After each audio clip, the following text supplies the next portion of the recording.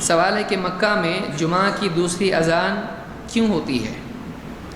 دیکھیے، مسجد حرام میں جمعہ کی دوسری اذان ہوتی ہے، یا جس کو آپ پہلی اذان کہہ سکتے ہیں، تو یہ وہاں پر عمل یہ ہو رہا ہے، لیکن اس سلسلے میں دلیل جو ہم کو ملتی ہے وہ یہ کہ اللہ کے نبی صلی اللہ علیہ وسلم کے زمانے میں ایک ہی اذان ہوا کرتی تھی۔ بہت ساری چیزیں مکہ میں اور مدینہ میں بعد کے دور میں آئیں، جن میں سے ایک چیز یہ بھی تھی کہ مکہ میں 4 مصلے بچھائے جاتے تھے، تو یہ چیز بعد میں بند کر دی گئی، لیکن تھی وہ، لیکن نبی صلی اللہ علیہ وسلم کے زمانے میں نہیں تھی۔ تو آپ دیکھیں گے کہ اس کو بیچ والا دور یا نبی کا دور، تو نبی صلی اللہ علیہ وسلم کے زمانے میں مکہ میں ایک ہی اذان ہوتی تھی، لیکن بعد میں جب حضرت عثمان رضی اللہ تعالیٰ کا زمانہ آیا اور مدینہ میں جب آبادی بڑھ گئی، تو اس وقت میں انہوں نے دوسری یعنی جو پہلے ہوتی ہے اس اذان کا حکم دیا، وہ بھی زورا کے مقام پر ہوتی تھی، مسجد میں نہیں۔ اس کے بعد وہ عمل بعض لوگوں نے دوسرے علاقوں میں بھی جاری کر دیا، تو اس سے سارے علاقوں میں بہت سارے علاقوں میں ہوا، لیکن ابن حجر نے کہا ہے کہ بعض اہل مغرب میں انہوں نے اس پر انکار کیا ہے۔ یہ خاص تھا اس مقام کے لیے، یہ عام نہیں تھا، کیونکہ حضرت عثمان رضی اللہ تعالیٰ نے اپنی خلافت کے زمانے میں ساری مساجد کے لیے حکم نافذ کیا تھا نہیں، بلکہ روایت کیا ہے، زورا کے مقام پر انہوں نے ایسا کیا ہے۔ تو آپ زورا میں رہنے دیتے اس کو، آپ اس کو سارے علاقوں میں کرتے نہیں، لیکن بعد کے زمانے میں لوگوں نے اس کو عام کر دیا۔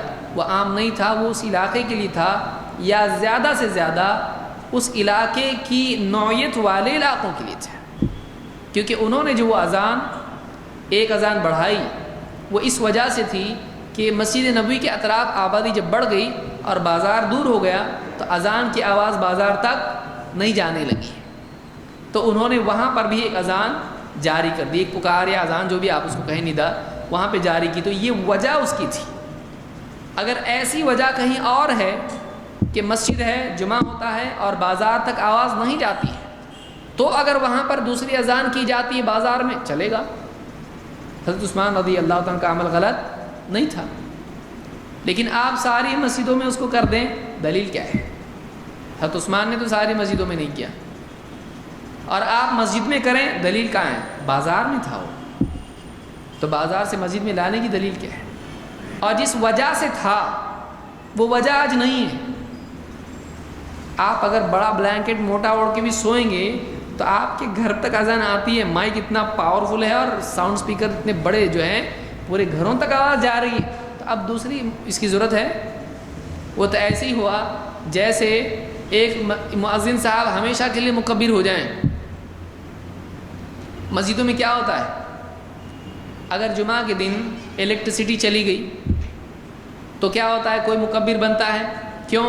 اوپر کی آواز نہیں آئے گی اوپر والوں کو یا فلاں پیچھے والوں کو، تو ایک آدمی کیا کرتا ہے، دروازے پر یا جہاں بھی ہوتا ہے، امام صاحب کی آواز سن کر کیا کرتا ہے، وہ جب امام صاحب اللہ اکبر، ان کی آواز تو پہلے بھی رمضان میں کم ہوتی ہے، وہ سن کے اس کو زور سے تکبیر کہتا ہے، تاکہ دور والوں کو تکبیر اس کی سنائی دے۔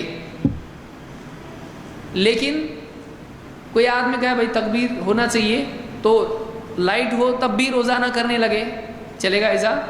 بولے کتنا اچھا لگتا نا 2 تکبیر۔ تو ایسا اگر کر کے آدمی لاؤڈ سپیکر جہاں ہے وہاں بھی تکبیرات شروع کر دے، صحیح ہے؟ نہیں، ضرورت ہی نہیں اس کی۔ جب ضرورت تھی تب ٹھیک تھا، جب ضرورت نہیں۔ تو یہ اصول اس میں یاد رکھیے۔ تو حضرت عثمان رضی اللہ عنہ کے زمانے میں جو وجہ تھی، اس وجہ سے وہ تھا۔ کہیں ایسے حالات ہیں تو آج بھی اس پر عمل کیا جا سکتا ہے۔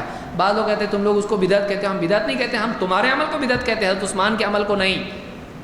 حضرت عثمان نے بازار میں کی، تم مسجد میں کرتے ہو، انہوں نے ایک خاص مقام پہ کیا، تم سارے علاقوں میں کرتے ہو، تو یہ غلط ہے، یہ ہمارے نزدیک غلط ہے۔